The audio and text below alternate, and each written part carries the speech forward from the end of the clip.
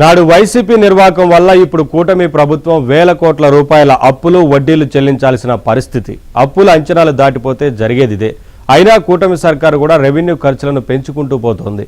గత 2 బడ్జెట్లలో అప్పుల పద్దును 1,00,000 కోట్ల చొప్పున దాటించేసింది.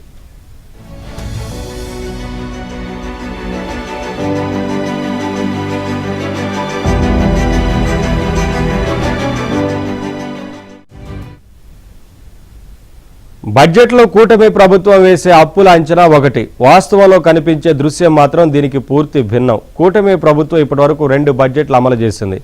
ఏ బడ్జెట్ అంచనాల్లోనూ అప్పులు 1,00,000 కోట్లు చూపించలేదు. కానీ వాస్తవానికి 2 ఏళ్లు కూడా బడ్జెట్ అప్పులే 1,00,000 కోట్లు దాటాయి. 2024-25లో 1,05,000 కోట్లు, 2025-26లో మార్చి 18వ తేదీ నాటికి 1,04,000 కోట్లు అప్పులు చేశారు. మార్చి ముగిసేలోపు ఇవి మరింత పెరగొచ్చు. 2 ఏళ్లలో ప్రభుత్వం చేసిన బడ్జెట్ అప్పులే 2,09,000 కోట్లున్నాయి. ఇవి కాకుండా ఈ 2 ఏళ్లలో 1.25 లక్షల కోట్లకు గ్యారంటీలు ఇచ్చింది.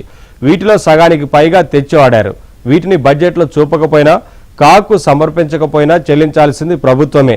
తెచ్చిన అప్పులను తిరిగి ఖజానాకు డబ్బు తెచ్చిపెట్టే మూలధన వ్యయంపై ఖర్చు చేస్తే ఎలాంటి ఆందోళన అక్కర్లేదు. కానీ ఇప్పుడు ఏపీలో అందుకు భిన్నంగా జరుగుతోంది.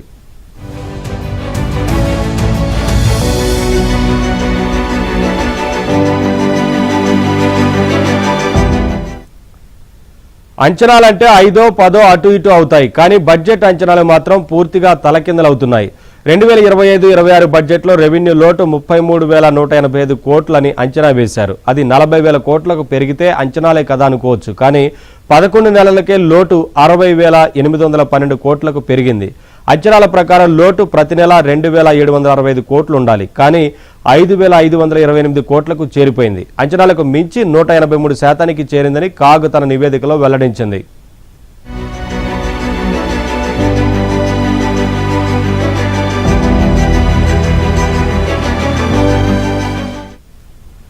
ప్రభుత్వ రెవెన్యూ ఖర్చుల్లో జీతాలు, రిటైర్డ్ ఉద్యోగుల పెన్షన్లు, పింఛన్ల వాటా, 1,000 కోట్లు పంచిపెట్టే సంక్షేమ పథకాలే అత్యధికం. వీటిలో ఏది తగ్గించాలో తెలియని పరిస్థితి. పథకాలకు అనర్హులను ఏరివేయడం, అవసరం లేని పథకాలను ఆపివేయడం ద్వారా రెవెన్యూ లోటును చాలా వరకు కట్టడి చేయవచ్చు. కానీ ఏ ప్రభుత్వం అధికారంలోకి వచ్చినా రాజకీయ ప్రయోజనాల దృష్ట్యా సంక్షేమ పథకాల జోలికి వెళ్లడం లేదు.